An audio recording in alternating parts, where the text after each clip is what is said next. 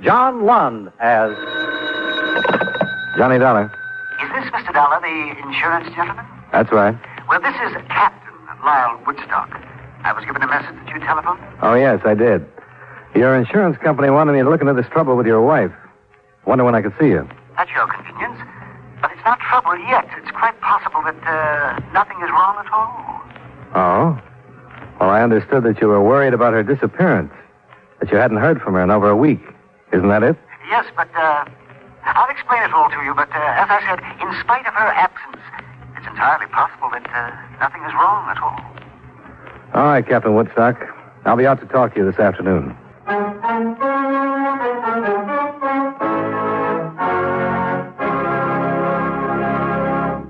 Expense account submitted by Special Investigator Johnny Dollar to Home Office, Washingtonian Life Insurance Company, Hartford, Connecticut. The following is an accounting of expenditures during my investigation of the Celia Woodstock matter. Expense account item 1, $25.50. Car rental and mileage to the Woodstock home, off the highway just east of Bridgeport. There was a large frame house, shuttered against the winter wind blowing across Long Island Sound.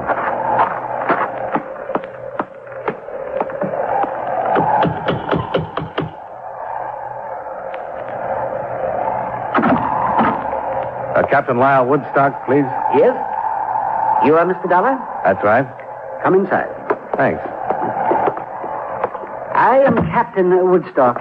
It was nice of you to come out. Nasty wind, isn't it? Yeah, it wasn't blowing like this in Hartford. Quite often windy here on the Sound. I'm afraid you'll have to leave your coat here. Oh, that's all right. I discharged the servants, all of them. Couldn't stomach their attitude since Celia's departure. Come along. We'll talk in the library. Okay. After you, Mr. Dollar. Thanks. I'm afraid I was guilty of a certain amount of deception when I spoke to your Mr. Miller. Through a delicate choice of words, I'm afraid I intimated that I was frightened for Celia's very life. Sit down. Well, why the deception?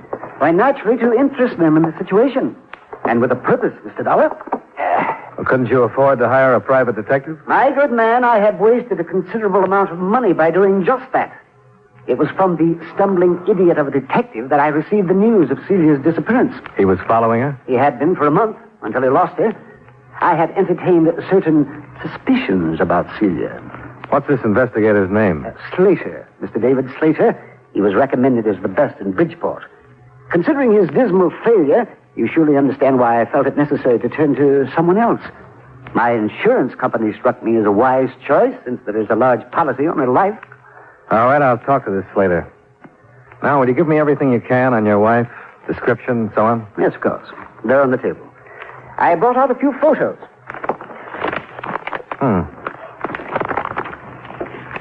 How old? 27. Oh, yes. That one was snapped on Mondego Beach. Very striking woman, isn't she? Yeah. And this one was taken while we were anchored off Hero last summer. You get around. Travel has its advantages, Mr. Donner. This your boat? Yes, in dry dock at the moment. As a matter of fact, I met Celia when I put into Las Cruces instead of Acapulco. And it seemed that she, too, wanted to travel. Where do you think she's traveling now? I haven't the faintest idea. As I started to tell you, I'd been troubled by certain suspicions. She was seeing entirely too much of a young doctor in Bridgeport. His name is Masterson. Dr. Charles Masterson. You think he could have something to do with her disappearance? Is that what you mean? I shouldn't like to say. I believe that she is a quite perfect physical specimen, yet she visited this doctor fellow at least 3 times per week. Yeah? Anything else? As a matter of fact, yes. We were in Acapulco 2 years ago when... The rest of the story wasn't too far from typical, although I don't meet too many of the breed. A, the 55-year-old Woodstock, captain because he owned a schooner, had dedicated his life to what he called adventure. And B, the 28-year-old Celia, had also dedicated her life to what she called adventure. The results were a number of voyages. And finally, Celia Woodstock's disappearance.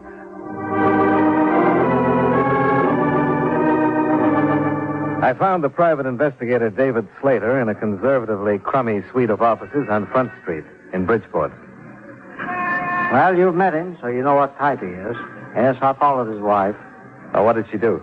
Got a report on every move she made for months. You want to see it? Not if you remember the highlights. What about this Dr. Charles Masterson? Well, doctors are hard to pin down, you know that. She went to his office 3 times a week, but she never met him anyplace else. Maybe she was sick. Her husband says no. Well, I didn't find out. I couldn't have talked to the doctor without letting out who I was. He had a nurse who quit the day before I left the case. You didn't talk to her? I was going to, but after I left, I didn't. Why should I? Do you know who she is, where I can find her? Yes, her name is Janet Squire. She went to work in the Red Cross Blood Collection Center up on Union. Good, thanks. Now, what about the day Mrs. Woodstock dropped out of sight? Was there anything special? Why, sure there was something special. I wouldn't have lost her. I'm no rookie in this business. She bought a ticket to New York City on the 345. So did I. I got in the same car that she did. I didn't see her, but I figured she was powdering her nose or something. When she didn't show before the train left, I went through the rest of the cars, but I never picked her up after that. She knew you were tailing her, huh? Well, she must have. Must have got on the car and then right off. That and the money she drew out of the bank makes me think that she was running out on old Woodstock and nothing else. No money was mentioned to me. Well, that's funny. Woodstock knew about it. $2,000 the morning she left. Huh. I wonder what else that old renegade is holding out on me. The phone calls she made? No, he didn't say anything about phone calls. She made quite a few from public booths. I finally got into one next door. I couldn't get the number, but she talked to somebody named Sprague. She didn't say much but the name, and then asked, where do you want me to meet you? And when she was answered, she said, all right, I'll let you know when everything is arranged. Well, that's all. Well, that's enough for me. If he thinks he's got a free wife chaser, he's mistaken. You gonna drop it? Sure, that's the way it is. I gave up that kind of work a long time ago. I don't like it.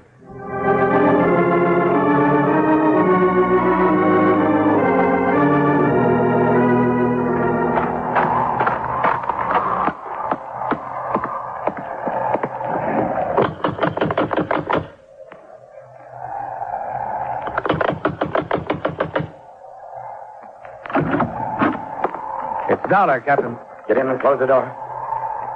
What's this? Where's Woodstock? Close the door. If you do anything else, I'll kill you. Where's Woodstock? He's gone. Now walk backwards. Down the hall. Why? Go on or I'll shoot.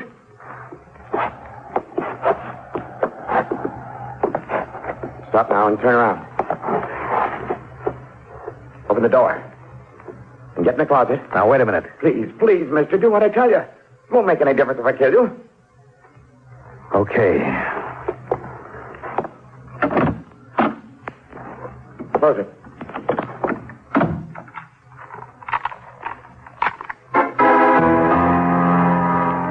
When I heard the front door slam, I started kicking my way out.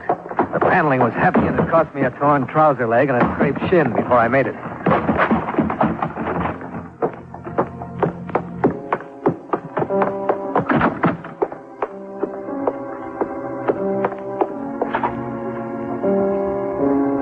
Mrs. Woodstock. Mrs. Woodstock.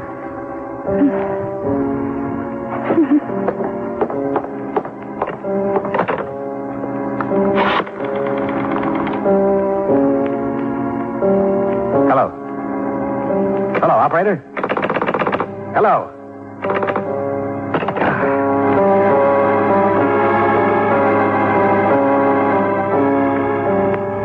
He'd given himself some more time by pulling out the phone wires, but it took less than 5 minutes for me to cover some 200 yards to the nearest neighbor, explain myself, and get through to the Bridgeport police. A short time after that, I met Homicide Lieutenant Al Jester, and with him, watched 2 ambulance attendants start Mrs. Woodstock toward the hospital. Oh, Joe, you're in lumbar cases. Keep your feet down. What's their condition, boys? Can you tell? It's bad, Lieutenant. Her right lung. Yeah, no chance of a statement. We'll do what we can, Lieutenant. Hold it, Joe. All right. I got some steps. Well, I guess it depends on her how easy or how hard this is going to be. Yeah, but better not count on it. I've been disappointed too often. How did Slater's story strike you? Well, I had no reason not to believe him. He said as far as he was concerned, the girl was running out on her husband. The more I saw of it, the more it looked that way to me, too. Then I came out here to drop the case, and It blew up in my face. Now, the man you described, could he have been this Sprague? Yeah, he could have. I didn't ask him. He was half crazy. If he was Sprague and I'd thrown the name at him, he'd have killed me. It was that bad. Yeah. Could you describe the gun? Yeah, it was a cheap revolver. Nickel-plated with a short barrel. Caliber was .32. You're sure of that? Oh, I guess a smart lawyer could keep me from swearing it was a .32, but it was. I'll take that. I got only one definite thing out of him. He said Woodstock was gone. That's all he'd say. Then he put me in the closet. I didn't hear him drive away. I was kicking up some noise getting through that door. But the people in the house where I phoned said they saw the car leave. It's the next house, that way. I'll check. Lieutenant Chester. Yeah. You better go upstairs. We're shooting out there, too. Where? In the hallway toward the back. There's no question about this one. He's dead.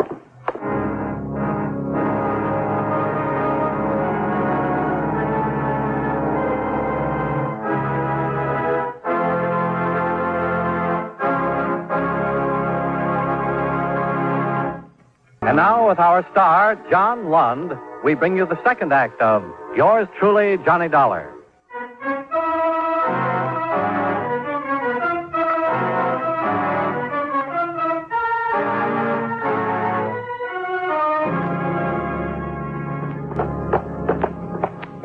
Right back there, Lieutenant. Yeah, I see him.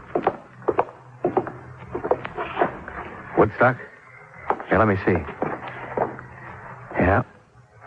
That's who it is. Get some light on in the room, huh? Yes, sir. Shot from behind.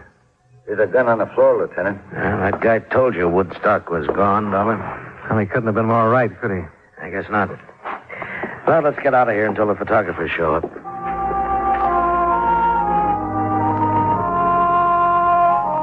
By the end of that first day, the description of the man I'd tangled with had been broadcast, along with a possible description of the car he was driving. Celia Woodstock hadn't died, but she hadn't regained consciousness either. I took a hotel room in Bridgeport that night where I'd be called if and when anything happened. Nothing did. The next morning, I went to the Red Cross Blood Collection Center to talk with a nurse who had recently resigned from the office of Celia Woodstock's friend and/or doctor. Mr. Clark and Mr. Gibson, please. Yes, ma'am. Yes, yes, please. I'd come in with my mind tossing motives for murder around. Motives of personal greed and selfishness and hate. And it was almost a shock to suddenly face a segment of this country, citizens, old ones, young ones, men and women, quietly going about the business of helping the best way they knew how. I stayed to give my own blood after Janet Squire talked with me, and I knew it would go out of the center in the best of company. You can go in here, Mr. Dollar. Thanks. I'm sorry to bother you, Miss Squire, but I was told you were in Dr. Charles Masterson's office until a short time ago. Yes, that's right. I'm working with the police on a case. I'd like to learn as much as I can about Mrs. Woodstock. Well, I'm afraid I know very little. She was a patient of Dr. Masterson's, but other than that, I know nothing. Her husband seemed to have the idea that she might be more than just a patient. That there might have been romantic interest between them? Yeah. Wasn't there? Not that I know of. I make it a point to do very little prying into other people's affairs, Mr. Dollar. Sometimes I wish I could. Do you know anything about anyone named Sprague? Sprague? No, I'm afraid I don't. I'm sorry. So am I. I hope the results are better when you start working on me. A telephone check with Lieutenant Jester about an hour later added nothing. He'd been in communication with Mexican authorities, but they were unable to come up with any leads on Celia Woodstock or even any proof that she'd been in the Acapulco vicinity 2 years ago when Woodstock told me he had married her. Homicide men were searching the captain's schooner, and they were still working on the name Sprague. I played my last card and went to see Dr. Masterson. And I was shocked when I read about it. It's tragic. But, Mr. Dollar, I'm sure you realize why my name mustn't be dragged into this. It won't be if it doesn't belong there, Doctor. Why, there was absolutely no basis for his suspicion. Whatever made him say anything like that? He had a detective following her. He had an idea that she came to your office too often. And why didn't he talk to her? He did. She said something about a sinus condition and heat treatments. That's precisely the truth. I resent your attitude, Mr. Dollar. Well, that puts us on a par. Your attitude doesn't set so well with me. Keeping your name out of this case isn't as important as clearing it up, no matter what you think. But I know nothing about it. Well, you must have talked to the woman. As often as she was here, you must have become fairly well acquainted. Well, no better acquainted than with most of my patients. I don't ask for any more. What did she talk about?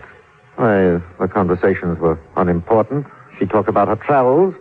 They'd come here from Florida to have some work done on their yacht. Did she talk about her husband?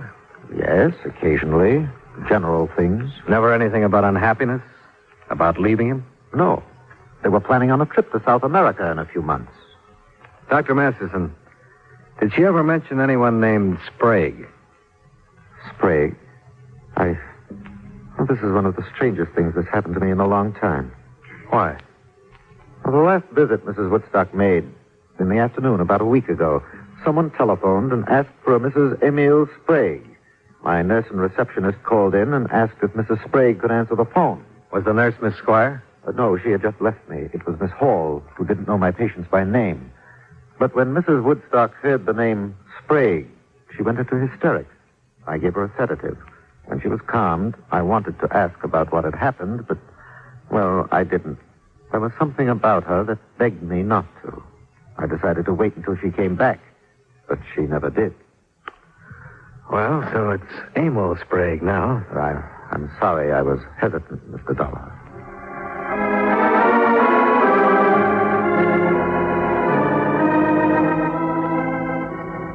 Well, it's in the works now. We'll see what we can make out of it. How is Mrs. Woodstock? Still alive. Those chest things are bad, though. Here's how the shooting stacks up so far. She was wounded by 38 caliber slugs. The husband was killed by 32s. So if you were right on your gun description, the man you ran into killed her husband. Now, what does that leave us? Woodstock killing his wife? Well, he was shot from behind while he was going into the upstairs room, apparently chased up there. He had a gun in his hand that he dropped when he was hit. That was the gun we found on the floor, the 38 caliber. Ballistics hasn't run any comparison tests yet. No, not yet. I'll let you know as soon as we get a report. Close to 12 that night, the lieutenant phoned me that Mrs. Woodstock was finally responding to treatment and would likely live. I was at the hospital at 12:30, but it wasn't until almost 3 that Lieutenant Jester and I were told that Mrs. Woodstock was conscious and able to answer questions.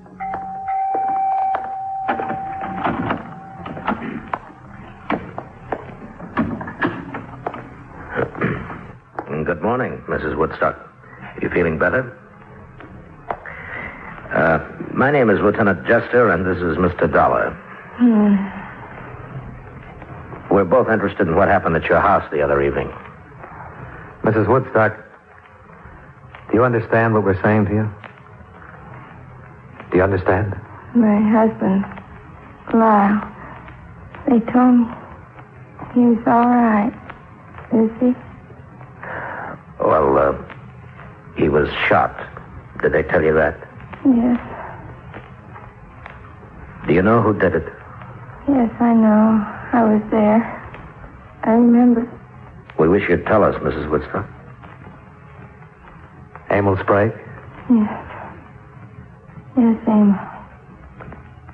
No one else was there. He made me go. Made you go where?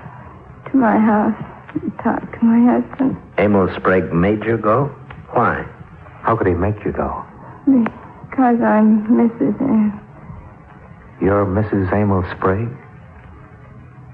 You were married to Sprague.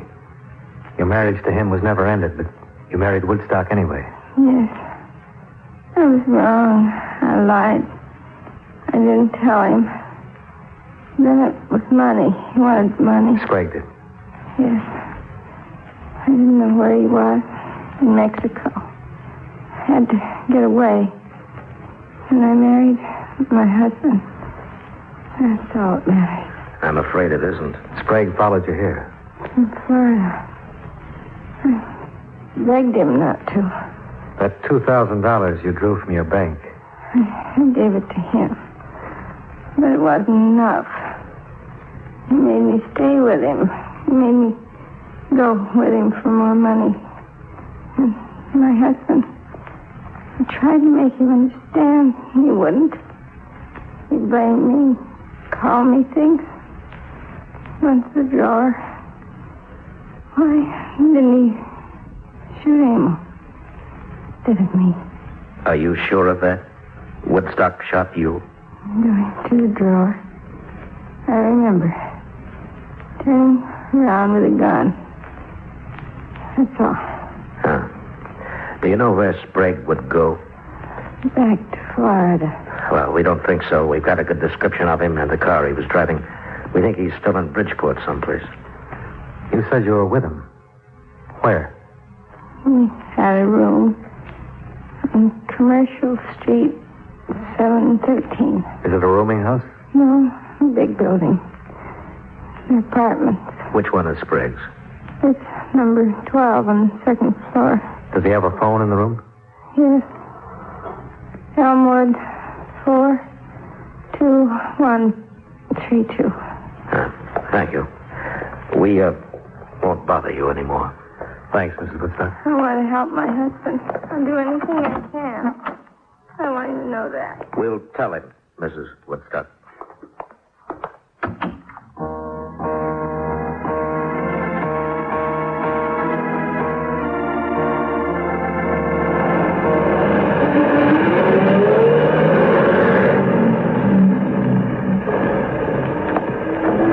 Lieutenant. The men should be set at the back of the building. All right, Sergeant. You'll go in with me. It's that corner room up there. There's a door to another room right across from his, so we want to keep him from firing if we can. All right, let's go across. Good luck.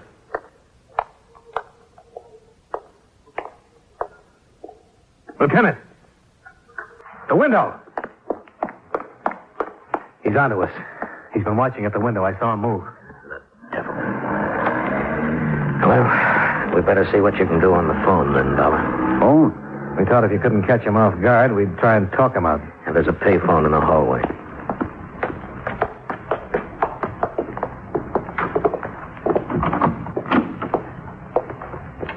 His room's just to the right at the top of the stairs there.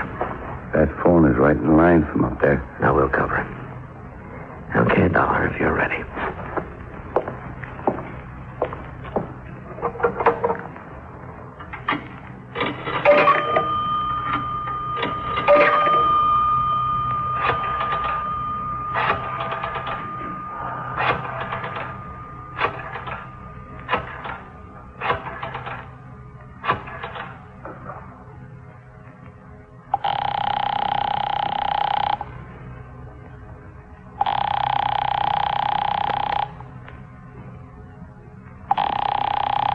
He won't answer. It's ringing. I didn't hear it upstairs. He'll do something with it.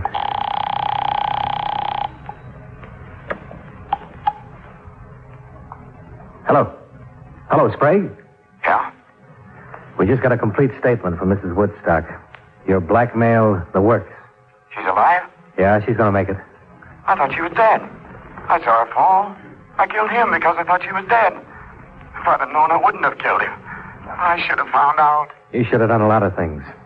What we want you to do right now is give yourself up without any trouble. Every door in the building is covered by police. We want you to come out of your room and down the stairs with your hands out where we can see them. Do you understand that? Are you listening to me? Come on, Sprague. Come on out and make it easy for... Stairs. Look out! Down, Dollar! Stay there, Sergeant.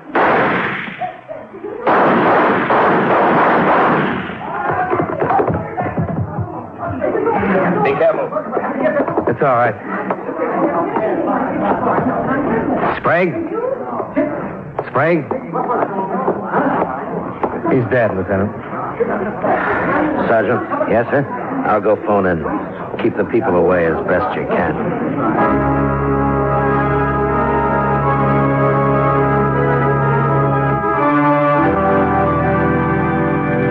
Expense account item 2, $45, miscellaneous, hotel, meals, etc. Expense account total, $73.60. Remarks? I understand the lawyers for the Woodstock estate are already measuring ways and means to cut the bigamous wife out of the estate. Yours truly, Johnny Dollar.